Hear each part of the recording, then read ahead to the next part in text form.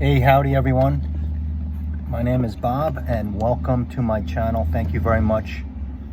I got the window open on this one for clicking on my review of this Hermes. It's my first Terre. This is how I got it from Bloomingdale's. I guess I had a gift card and stuff, some points, and they gave me a nice presentation. I remember I had some kind of a white pillow bean bag in there, and I got this EDT Ultra Fresh 125 mil, and that was nice. All four Terres, including the Vetiver Extreme, and this is the original EDT.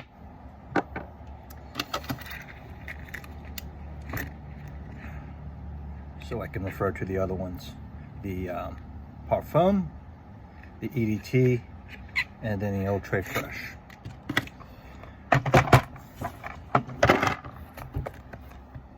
There is the box right there.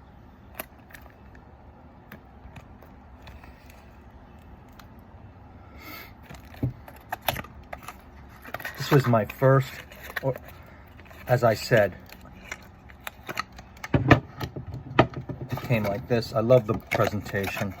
For me, I think just a classy box is my favorite, like a Chanel box or this Hermes box.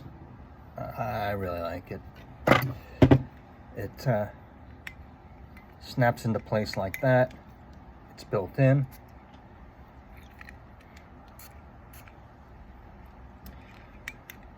I'm going to cut to the chase. If anybody out there watching this was like me and was looking at Terre d'Hermes EDT for a long time but never pulled the trigger because of one reason or another, for me it was too, I don't know, I'm more casual than that. Very high class perfume. I finally decided to get this, and I'm really happy. And I'll think about getting the EDT in the future. But I live in a hot climate. Summer's coming on. I highly recommend this. So let's cut to the chase. I highly recommend this. It preserves the bitterness, citrus of the original, but it doesn't have the strong pepper and the very strong vetiver of the EDT, which has maybe more depth and is, I don't know, more sophisticated, more like stuffy, I would say. I'd say this is more casual. To describe this, I would say orange peel zest, grapefruit juice, and earthy dirt, clean earthy dirt, all three of them, maybe coming from the patchouli, and that all comes at once when you spray it. I think I get all of it, and in the dry down, which is very nice, it's a little creamy to me. That might come from some of the woody notes. Maybe there's some sandalwood in there. In the original, strong pepper, as I said, black pepper I get, and very kind of dark vetiver. The vetiver's in here. I don't know if it's mentioned or not. This came out in 2014, but I pick it up, and I think it should be in here, right? It's a Terre, but it's very strong in here, and there's no confusing the two. This is more of a citrus, maybe a little aquatic. Geranium, I'm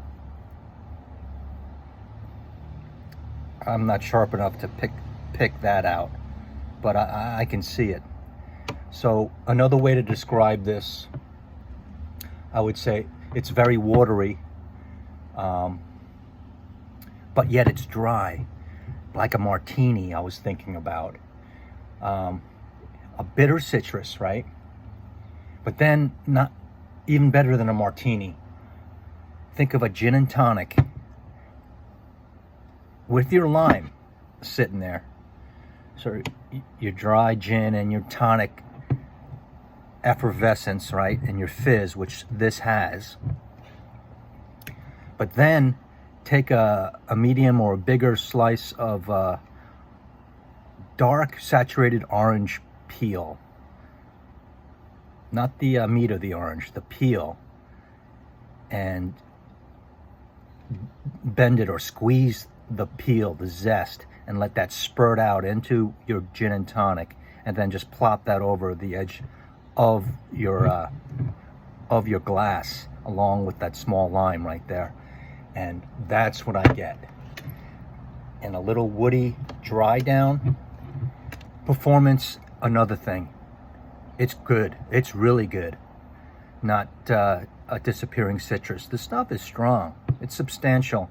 And to be very general, I would say 5 to 9 hours. Now, why I say that? Say it like in the hottest dog days of summer and it's very humid.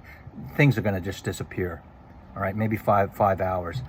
But for work, controlled environment, the way I spray it, 2 blasts to the chest, went down the back. When I'm going home from that day, I can still pick it up 9 hours later. It's worth the money. So if you can pick this up at a discounter, totally recommend getting a bottle. In fact, I'd probably recommend that more than maybe getting it at the Hermes counter. But that has its advantages too, right? You get all the goodies, you get it to sample all the other stuff, especially if you have a good counter. So anybody out there that wants a nice, clean, fresh summer scent that's high class perfumery, which I believe this is, Hermes, I would recommend getting this, even if you don't have the EDT. And then maybe later you pick. I didn't fall in love with this maybe a better part of a year afterwards, and now I'm just starting to love it. I wear this 3 days in a row. So don't worry if you get something but you know is good, like it's a Chanel, Dior, or Hermes. Hang on to it, because there's a good chance you might grow into it, is my point. So when to wear this? I would say if I had to pick the optimum time, in general, spring, summer, fall, no problem, warm weather, but the optimum time would be a hot summer night and maybe a warm spring afternoon. The occasions for this,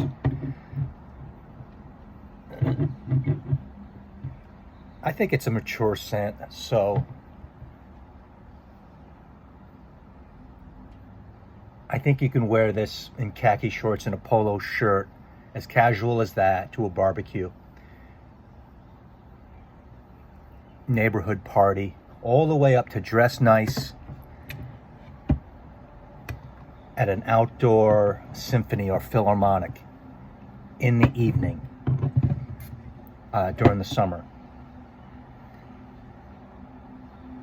You're smelling clean, you're not trying too hard, and the sillage around you, that's the key.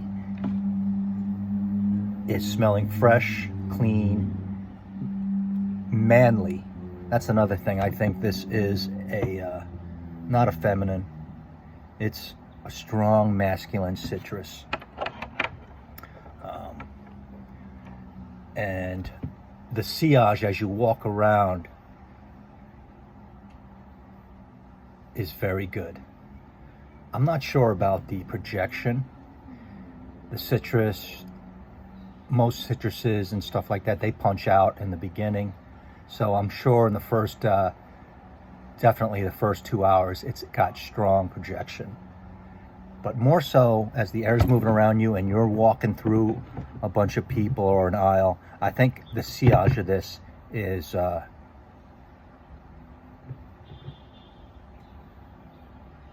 one of its strong points. So if you haven't picked up a Terre yet, and you were just sitting on the fence like me for a couple of years, you like citrus scents, summer's coming up, I would strongly recommend that you get this. Definitely try it. You might hate it, so don't. But in general, I would say this is a buy. It's a high quality masculine from a great house. And like I said, it follows the line of the Terre, but it doesn't have those strong,